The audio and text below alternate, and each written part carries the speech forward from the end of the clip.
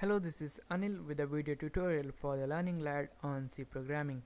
In this video tutorial, we're gonna see the variable scope in C. Variable scope is nothing but the region where our variable is available. So there are two types of scopes. One is called a global scope, and another one is called the local scope. When a variable has a global scope, that variable is available to all the functions in the file. So we can also call it as a file scope. So to use a variable as a global scope variable, then we have to declare it outside of this all the functions.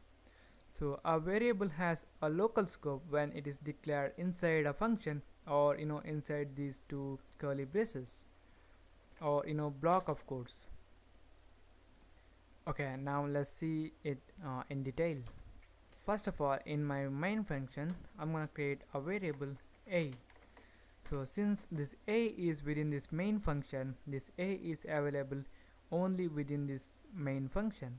Suppose we have a function which is or increment here, then the variable a is not available in this increment function, just because this variable a has a local scope. So we can use this variable in this main function only. What if we want to use a variable in the main function as well as in the increment function? So for that, we need to define a variable in the global scope. For that, we have to declare it outside all these functions. So we're gonna declare this variable after these preprocessor directives. I'm gonna declare a variable called b outside all these functions, and I'm gonna assign it with a value of 0. And now we're gonna use this variable b in main function as well as in our increment function. We're gonna use a printf function to display that. First we're gonna write %d, a new line, then refer this variable as b. So just copy this statement and paste it here. First we need to call this increment function from this main function to view the value of b in both the functions, and also we need to do this function prototyping. So I'm going to copy this and paste here and add a semicolon. So prototyping is done. Then we need to call this function increment. So increment, that's it. Now we're gonna say from main here, then we're gonna say from increment, and now save it, compile it and run it.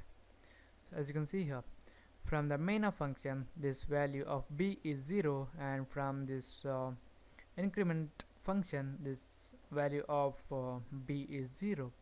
What if we increment this value in this main function?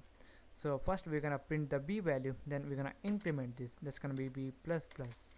Then save it, compile it and run it.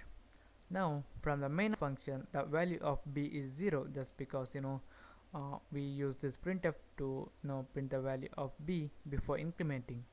So from the increment function we have this value of b equal to 1.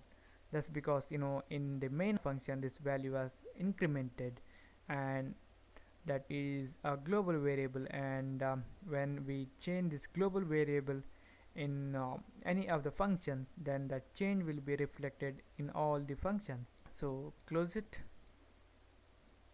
Another thing I want to explain you is about the variable names. So in the main function we have a variable or the local variable called a. Then we can also have the same variable in some other function, maybe a function called display, and we can have the same variable here, and the values of this variable if in this display and the variable a in this main will be independent of each other. So in the main function our a may contain a value equal to 10, then we're gonna print it from a. The value of a is a new line, then refer this variable a, then it's from the main function, then comment this out I mean comment this all the codes about the variable b, comment this increment statement also. So now in the display function also we're gonna do the same thing. So we're gonna copy this printf function and we're gonna write here. Okay, we're gonna assign this a equal to 20, and here we're gonna write from this display function. Then we need to call this display function, and for that, before that, we have to prototype this display function. We're gonna do that by copy and pasting here, add a semicolon, then we're gonna call this display function. Here I'm gonna call it. We have to remove this void from here. Now save it, compile it and run it. So now as you can see, from the main the value of a is 10, and from the display function the value of a is 20. So the name of the variable is same, that's the a, but the value is different in different functions. Another thing I want to tell you is, what if we declare a local variable here in the display function with a name with the same name as this global variable, let's say b, and I'm gonna assign it with a value of 30. So let's print this value. I'm gonna copy and paste here, and I'm gonna write from this display function b is, okay, save it, okay, compile it and run it. So as you can see here, from the display b is 30, just because when we execute this display function, when that display function encounters the variable b, first it's gonna search for that variable b in its local scope. If that variable is found in the local scope, then it's gonna use that variable from the local scope. Suppose that variable is not present here, okay, let's comment it out. Now this display function will search for the variable b in the global scope. So here that b is present, that's why it's gonna use this b variable and print the value 0 here. So if this variable b is not present in its global scope also, then it's gonna raise an error. So let's save this work and compile it and run it. So now as you can see, from the display b is 0, that's because from the global scope that b value is 0.